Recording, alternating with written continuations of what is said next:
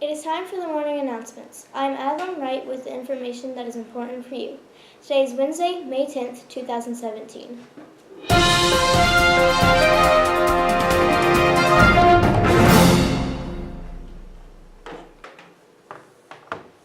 We are moving fast. The halfway mark of the week is here.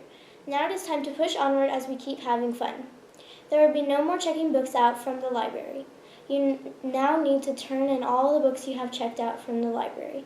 Don't make Miss Gallion hunt you down.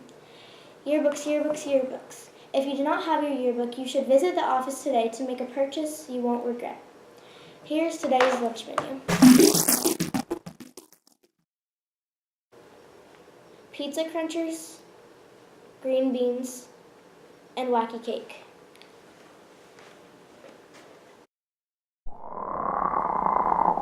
Wednesday always brings some fun information about our wellness. Here you go.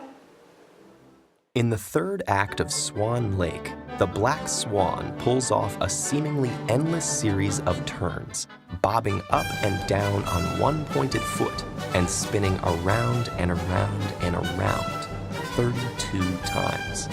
It's one of the toughest sequences in ballet, and for those 30 seconds or so, she's like a human top in perpetual motion. Those spectacular turns are called fouettes, which means whipped in French, describing the dancer's incredible ability to whip around without stopping. But while we're marveling at the fouette, can we unravel its physics? The dancer starts the fouette by pushing off with her foot to generate torque. But the hard part is maintaining the rotation. As she turns, friction between her point shoe and the floor, and somewhat between her body and the air, reduces her momentum. So how does she keep turning? Between each turn, the dancer pauses for a split second and faces the audience.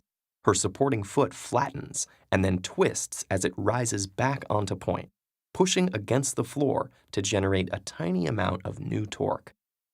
At the same time, her arms sweep open to help her keep her balance. The turns are most effective if her center of gravity stays constant, and a skilled dancer will be able to keep her turning axis vertical. The extended arms and torque-generating foot both help drive the fouette, but the real secret, and the reason you hardly notice the pause, is that her other leg never stops moving. During her momentary pause, the dancer's elevated leg straightens and moves from the front to the side before it folds back into her knee. By staying in motion, that leg is storing some of the momentum of the turn. When the leg comes back in towards the body, that stored momentum gets transferred back to the dancer's body, propelling her around as she rises back onto point. As the ballerina extends and retracts her leg with each turn, momentum travels back and forth between leg and body, keeping her in motion. A really good ballerina can get more than one turn out of every leg extension in one of two ways. First, she can extend her leg sooner. The longer the leg is extended, the more momentum it stores, and the more momentum it can return to the body when it's pulled back in. More angular momentum means she can make more turns before needing to replenish what was lost to friction. The other option is for the dancer to bring her arms or leg in closer to her body once she returns to point. Why does this work?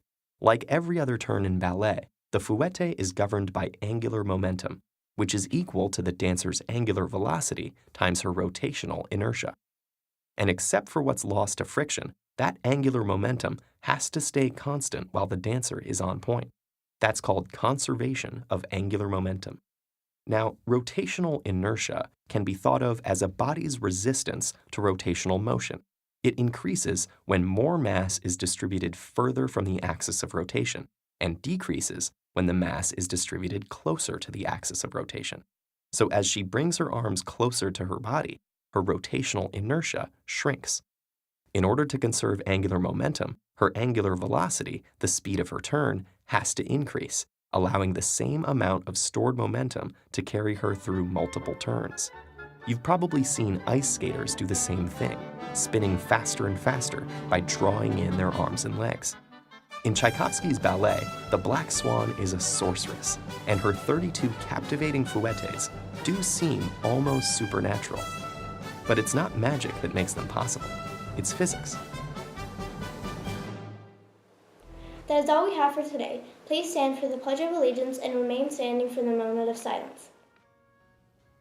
I pledge allegiance to the flag of the United States of America and to the republic for which it stands, one nation, under God, indivisible, with liberty and justice for all.